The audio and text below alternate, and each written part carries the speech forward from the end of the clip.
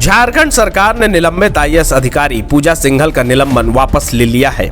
उन्हें फिलहाल कार्मिक विभाग में नई पदस्थापना दी गई है, लेकिन निलंबन वापसी के साथ ही ये चर्चा का विषय बन गया है कि आखिर भ्रष्टाचार के आरोपी रही पूजा सिंघल, जिनके सीए के पास करीब 20 करोड़ रुपए कैश बरामद किए गए थे, क्या वापस आने के बाद वे अपने पद के साथ न्याय कर पाएंगी। वहीं दूसरी तरफ पूर्व कानून मंत्री रविशंकर प्रसाद ने भी पूजा सिंघल का मामला उठाते हुए इंडिया गठबंधन पर हमला करते हुए कहा, इंडिया गठबंधन वाले बहुत बड़ी बड़ी बातें करते हैं, लेकिन इनकी सरकारें इतनी भ्रष्ट रूप से काम करती हैं, इसका शर्मनाक उदाहरण सामने आया है। आपने सुना होगा, झारखंड की आईएएस अधिकारी पूजा सिंघल भ्रष्टाचार के आरोप में गिरफ्तार हुई। उनके सीए से 16 करोड़ रुपए बरामद किए गए। पीएमएलए अधिकारियों ने उनसे 36 करोड़ रुपए नगद भी बरामद किए। वे पिछले 28 महीने से जेल में थीं।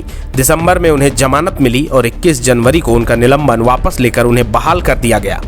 लेकिन सवाल ये उठता है, क्या झारखंड सरकार के पास इतनी शक्ति है कि उनके निलंबन को वापस लिया जाए। इस मामले में हमने अधिवक्ता सोनल तिवारी से बात की, ये समझने के लिए कि आखिर कानून और संविधान में इन अधिकारियों के निलंबन वापसी का क्या प्रावधान है।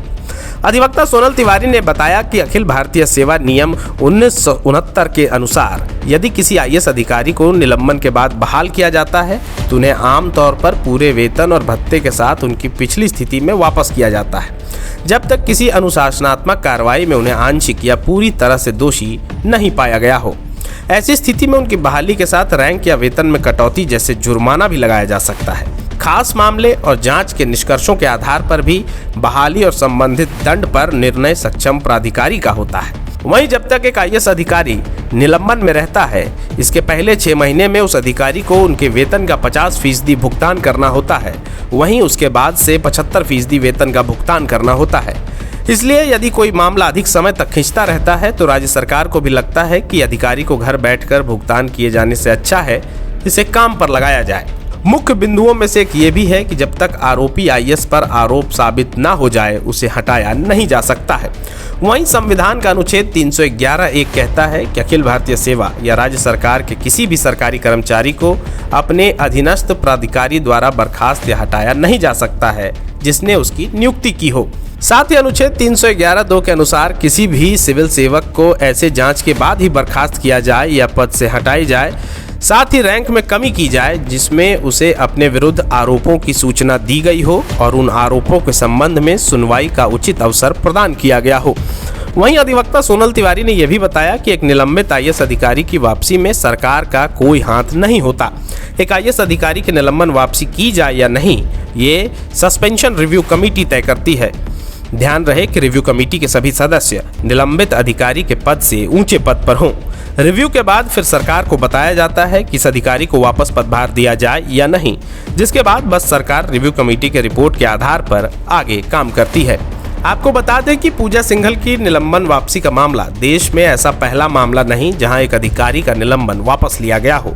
इस तरह के कई उदाहरण हैं जहां अधिकारियों के निलंबन को वापस लिया गया है। एक दशक पहले छत्तीसगढ़ के आईएएस अधिकारी बाबूलाल अग्रवाल का मामला सामने आया था, जिनके घर पर आईटी विभाग ने छापा मारा था। उन पर सैकड़ों करोड़ रुपए की धनराशि जमा करने, सैकड़ों बैंक खाते संचालित करने और कई कंपनियां चलाने का आरोप लगाया गया था। उन्हें सरकार ने कुछ समय के लिए निलंबित कर दिया था, लेकिन बाद में उन्हें बहाल कर दिया गया और सचिव बना दिया गया। इसी तरह यूपी कैडर के आईएएस अधिकारी प्रदीप शुक्ला को 5,500 करोड़ रुपए के राष्ट्रीय ग्रामीण स्वास्थ्य मिशन घोटाले में उनकी कथित भूमिका के लिए 2012 में निलंबित कर दिया गया था। घोटाले में कथित संलिप्तता के लिए शुक्ला को जेल जाना पड़ा।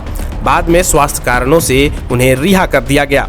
इसके बाद उन्हें तुरंत बहाल कर लिया गया और 2015 में राजस्व बोर्ड में तैनात कर दिया गया। हालांकि इस संबंध में कोई औपचारिक घोषणा नहीं की गई थी।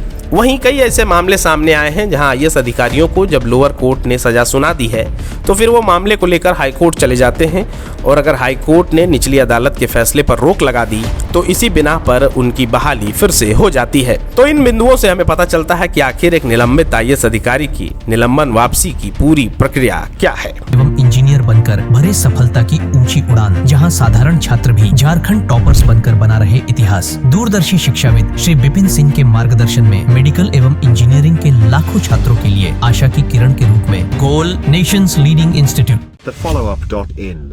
Like, share, and subscribe. www.thefollowup.in